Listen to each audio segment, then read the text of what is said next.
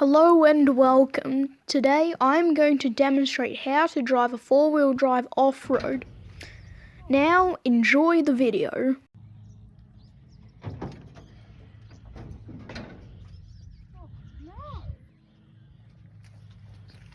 Quite often when you're driving along in a paddock, you can't predict how soft it is. It might feel firm when walking on it, but as you can see here, we're bogged to the diffs. Okay everyone, so this is a very basic recovery kit. So what we have here, this is called a snatch strap. What it is, it's like a rubber band, so a kinetic strap, but when you pull it, you could go at a slow speed and pull it out, then the rubber band effect helps pull the vehicle out. Then what we've got here is two 4.7 ton bow shackles. You don't want to use D shackles because they're not rated. These, they say on them right here, they say working load limit 4.7 ton, and they say it's a 19mm. Fortunate enough, we have a tractor, so we're going to be using the tractor to help pull us out of the situation. What we're going to do is we're going to use our bow shackle. We're going to put it on the tow bar here, and then we're going to hook the snatch strap on the loop end onto the bow shackle. Then we'll put this on the car. Then we'll be able to pull ourselves out. One quick thing as well: never put your snatch strap on a tow bar. It could rip it off because tow bars are designed for downwards force, not yanking it like that. And also, the strap could just come flying off it in itself. Okay, so we're just bringing the tractor to get this out. Just got the tractor bogged.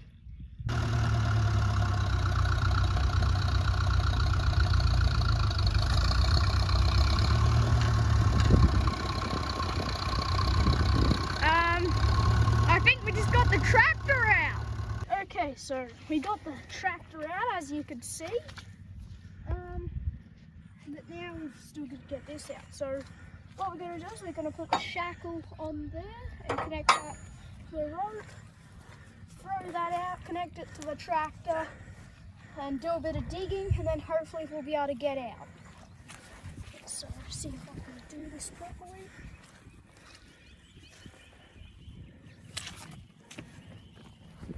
Line that out, get a bow shackle,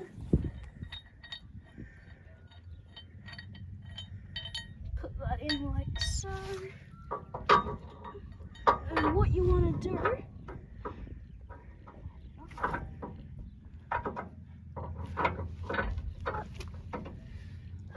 it's too big.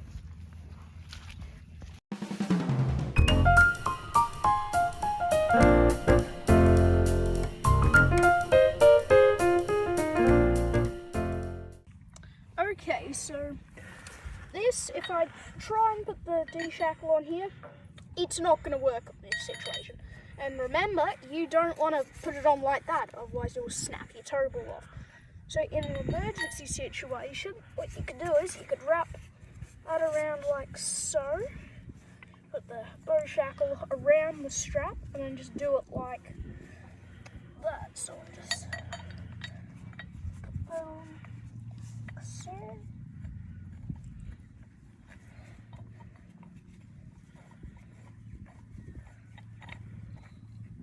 And you do it up all the way, then you just do a quarter of a turn so you don't so you can get it off later.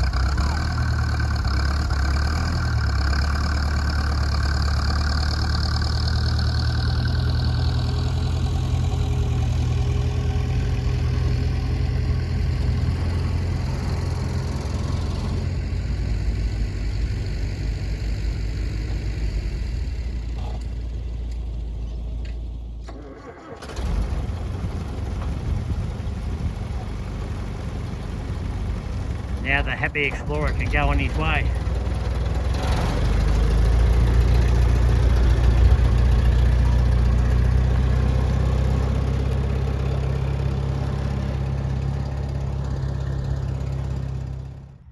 Okay, so if you're in the bush, what you'd want to do is you'd want to try and clean up what you did, but we're on private property, so we don't have to do that. But I'll just show you. You try and just shovel all your dirt back in the hole, and just make it look a bit neater, because it could be a picnic area or other people might go there. Or, yeah. When you come up to a river crossing, it is probably a good idea to stop your car and inspect the crossing. We have a causeway here, so we could just drive on that. But what you want to make sure is, especially if there isn't a causeway, make sure the ground isn't too soft, and check if there's any rocks. And if it's deep, it's probably a good idea to mark your line with stakes. So what I'm going to do now is I'm just going to see if the causeway's broken up, and yeah.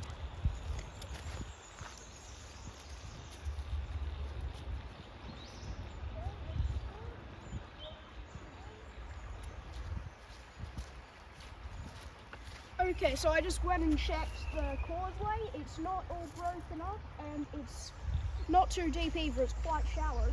But if you didn't have a causeway, you'd want to check it with a stick. You'd want to check the ground, poke your stick into the ground, see how soft it is, and yeah, just make sure your car can go through.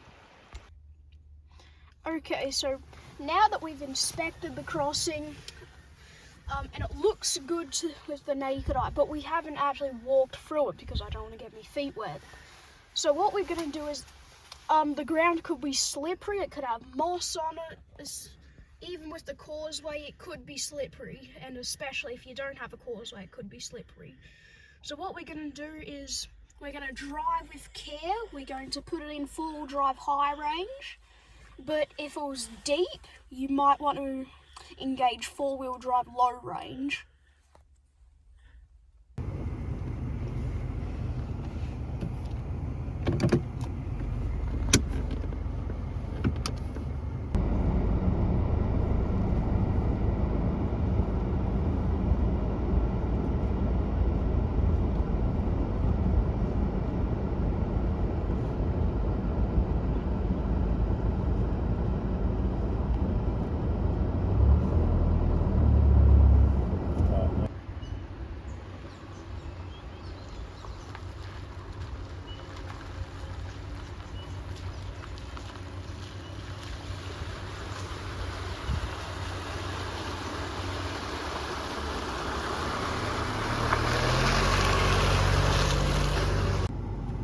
Okay, so as you can see, our track's starting to get a lot steeper, and we're in full drive high range currently, and what we're going to do is engage full drive low range. So we'll turn the dial, then it's coming up flashing on the dash, then you just put it in reverse for a second. Once it stops, there we go, it turned off traction control, and now we can keep going.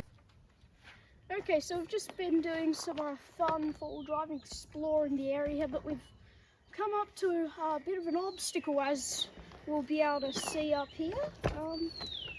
It looks a lot steeper in person than it will on camera, believe me. There's lots of shaly rocks and sharp rocks and loose rocks. So what we're going to do is lower our tyre pressures with our little tyre gauge here. You can get those ones that remove the core of your tyre, but this is good enough for us.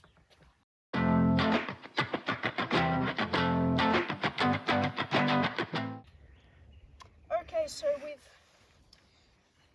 assessed the situation. Now we're going to lower our tyre pressures. So we're going to undo our little cap here. Now, since it's rocky, shaly, I've decided we should lower our tyre pressures to about 25 psi. So we'll just see what our tyres are at now.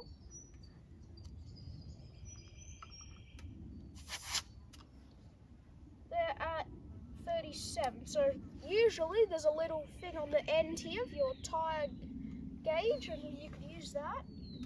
Pop that in there like so, and you could lower your air.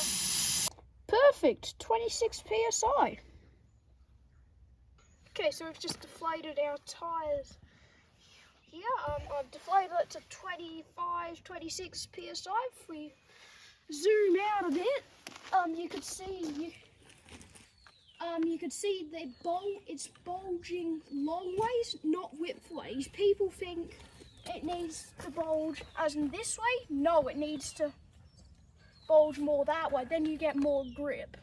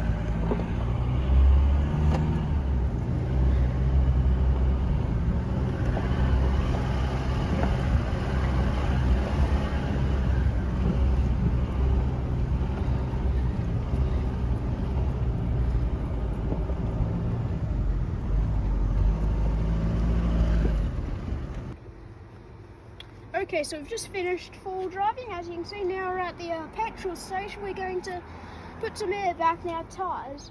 But we don't like to keep our tyres deflated because the car handles poorly on tarmac, and also your tyres will wear unevenly. So we're going to inflate our tyres to 39 psi. Got this.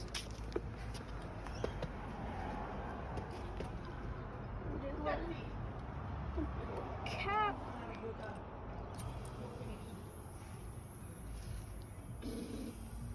And we'll pump it up.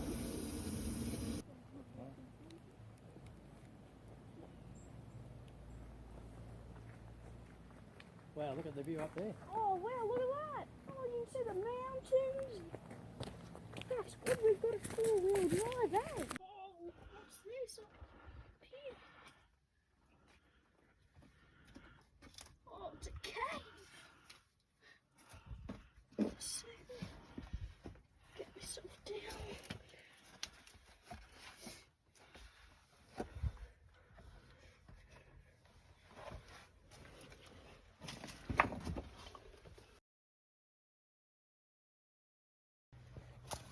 Look at these places you can get to in a 4-wheel drive.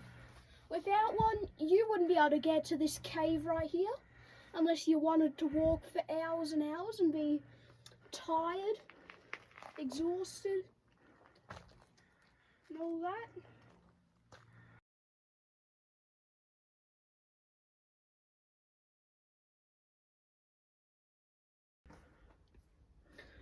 We hope you enjoyed this little movie we've presented to you, and we hope that you can input some of the stuff that you've learned into when you go full driving. Now, if you wouldn't mind, but I'm going to go exploring. I'll see you next time.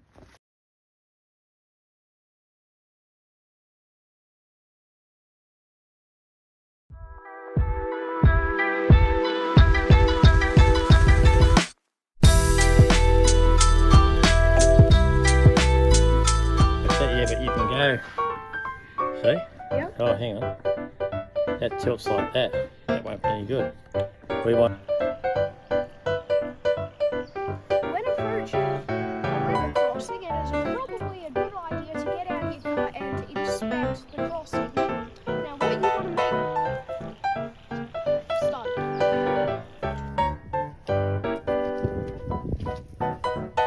Looks like we're in a bit of trouble.